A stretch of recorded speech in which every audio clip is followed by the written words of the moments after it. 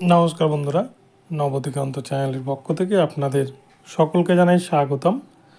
তো বন্ধুরা, এই মুহূর্তে আমি আপনাদের আবারও একটি নতুন আপডেট শেয়ার করতে চলেছি আমার নবদিগন্ত চ্যানেলের পক্ষ থেকে। তো এখন আমি আপনাদেরকে যে আপডেটটি শেয়ার করতে চলেছি সেটি হচ্ছে 2023 প্রাইমারি টেটের ফলাফল কবে ঘোষণা করতে চলেছে প্রাইমারি বোর্ড। এই মাত্র কিন্তু জানা গেল প্রাইমারি পর্ষদের তরফ থেকে। পর্ষদ সভাপতি এই নিয়ে মুখ খুলেছেন এবং এছাড়াও 2022-এর যে প্রশ্নভুল মামলার কারণে পর্ষদ জেরবার অবস্থা কিন্তু পর্ষদের, তো সেই প্রশ্নভুল মামলারও কিন্তু গতি প্রকৃতি দেখে এবারে 2023-এর ফল প্রকাশ করতে চলেছেন। তো এই ভিডিওর মাধ্যমে আমি আপনাদের বিস্তারিত এই বিষয়ে জানাবো। তো আপনারা সম্পূর্ণ ভিডিওটি স্কিপ না করে প্রথম থেকে শেষ পর্যন্ত দেখুন। এই ভিডিওতে আপনারা অনেক ইনফরমেশন পেয়ে যাবেন। কিন্তু তার আগে বলে রাখি, যারা প্রথমবার আমার চ্যানেলে এসেছেন আপনারা কিন্তু অবশ্যই আমার চ্যানেলটিকে সাবস্ক্রাইব করে অল নোটিফিকেশান অন করে দেবেন। তো চলুন বন্ধুরা, তাহলে এবারে আজকের এই প্রতিবেদনটি সম্পূর্ণ দেখে নিই। তো বন্ধুরা, আপনারা তো প্রমাণ ছাড়া বিশ্বাস করেন না, তো এবারে কিন্তু ওই জন্য একটি পেপার কাটিং সহই এই ভিডিওটি আপনাদের জন্য নিয়ে এসেছি। আপনাদেরকে প্রমাণ দেওয়ার পরেও অনেকে কিন্তু নেগেটিভ কমেন্ট করছেন, তো যাই হোক, কিছু বলার নেই। তো এখানে দেখুন লেখা আছে, কোর্টের নির্দেশে জেরবার শিক্ষা পর্ষদ পিছল টেটের মডেল উত্তর প্রকাশ। আমি কিন্তু কয়েকদিন আগে আপনাদের বলেছিলাম যে 2023 প্রাইমারি টেটের অফিসিয়াল আনসার কি, সেটা কিন্তু 15ই মার্চের মধ্যে দেওয়ার কথা ছিল। পর্ষদের তরফ থেকে কিন্তু এমনটাই খবর ছিল, কিন্তু কেন সেটি প্রকাশ করতে পারেনি প্রাইমারি বোর্ড, তারা কিন্তু নিজেরাই এবার তার উত্তর দিয়েছে। এটা কিন্তু একটি সংবাদ মাধ্যমের পেপার কাটিং, সেখানে সম্পূর্ণ কিছুই লেখা আছে।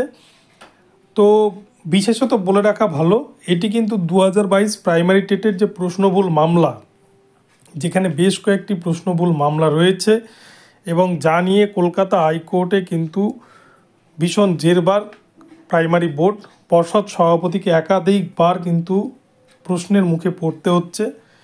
তো সেই নিয়ে বিশেষজ্ঞ দলও কিন্তু তৈরি করা হয়েছে এবং 2022-এর যে প্রশ্নভুল মামলা, সেই প্রশ্নভুল মামলা আগামী 2রা এপ্রিলে তার হিয়ারিং আছে এবং পর্ষদ সভাপতি তিনি পরিষ্কার জানিয়েছেন, পিটিশনারদের দায়ের করা মামলায় পিটিশনাররা কিন্তু কোনোভাবে জিততে পারবে না, এখানে পর্ষদই জিতবে। এই বিষয়ে পর্ষদ সভাপতি পরিষ্কার জানিয়েছেন এবং তিনি এটাও জানিয়েছেন 2023 যে পরীক্ষা, 2023 প্রাইমারি টেটের যে পরীক্ষা 24 ডিসেম্বর 2023 তারিখে অনুষ্ঠিত হয়েছে সারা রাজ্য জুড়ে, তার যে অফিসিয়াল আনসার কি সেটা কিন্তু প্রাইমারি বোর্ড প্রকাশ করতে চেয়েছিল এই মাসে, কিন্তু প্রকাশ করতে পারেনি।